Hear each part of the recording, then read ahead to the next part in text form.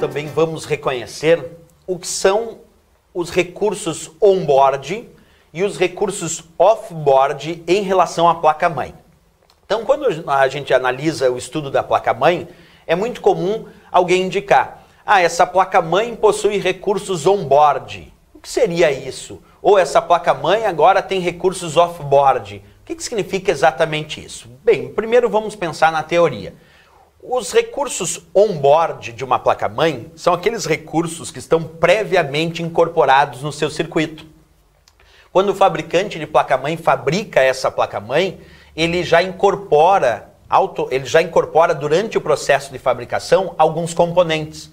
Os componentes que estão previamente incorporados no circuito da placa-mãe. Aí lembra, de forma nativa, quer dizer, o fabricante fabricou a placa-mãe e já incorporou alguns componentes no circuito dessa placa-mãe.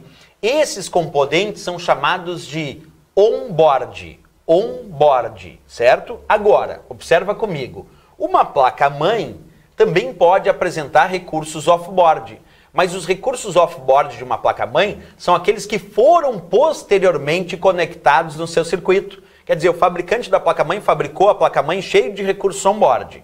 E outros recursos serão conectados posteriormente no seu circuito. Então, os recursos que não foram incorporados no circuito da placa-mãe durante o processo de fabricação são chamados de recursos off-board, porque eles foram conectados posteriormente. Olha a imagem aqui, eu quero demonstrar isso. Aqui eu tenho a ideia de uma placa-mãe com recurso on-board ou off-board, mas aqui eu quero explicar o recurso off-board em primeiro lugar. Vem comigo.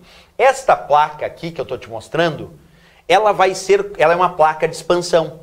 E essa placa aqui, ela vai ser conectada nesta placa-mãe através de um determinado slot. Lembra, slots são os encaixes da placa-mãe para a conexão de placas de expansão. Então eu vou pegar esta placa de expansão e vou conectar essa placa num slot da placa-mãe. Aí vem a minha pergunta: esta placa de expansão, que vai ser conectada na placa-mãe através de um slot, é considerada um recurso on-board ou um recurso off-board? Off-board. Por quê? Porque o fabricante da placa-mãe fabricou a placa-mãe com vários recursos, mas ele não fabricou a placa-mãe com essa placa de expansão. Essa placa foi conectada na placa-mãe posteriormente através de um encaixe chamado slot. Por isso que essa placa de expansão aqui vai ser considerada um recurso off-board em relação à placa-mãe, porque ela não foi incorporada de forma nativa no circuito da placa-mãe, ela foi conectada posteriormente através de um encaixe chamado slot. Agora, é claro, quando eu digo que a placa-mãe possui diversos recursos on-board, isso significa dizer que aqui na placa-mãe já vem diversos recursos que estão previamente incorporados no seu circuito. E esses recursos que estão previamente incorporados no circuito da placa-mãe são chamados de recursos on-board, porque eles não foram conectados posteriormente. O fabricante fabricou a placa-mãe e já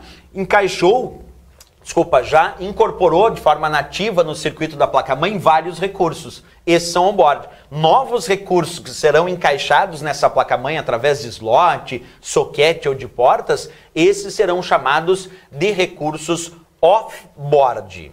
É bom. On-board, então, já está incorporado. Off-board, posteriormente, será encaixado na placa-mãe através de slots, socket. O próprio processador do computador é, na grande maioria das vezes, um recurso off-board. Por quê? Porque o fabricante da placa-mãe fabrica a placa-mãe sem processador.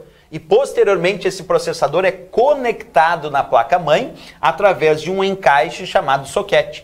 Por isso que, de forma tradicional, por padrão, um processador é considerado um recurso off-board, porque ele é conectado no circuito da placa-mãe posteriormente num encaixe chamado socket. Bem legal, então, essa ideia da diferenciação entre o termo on-board e off-board em relação à placa-mãe.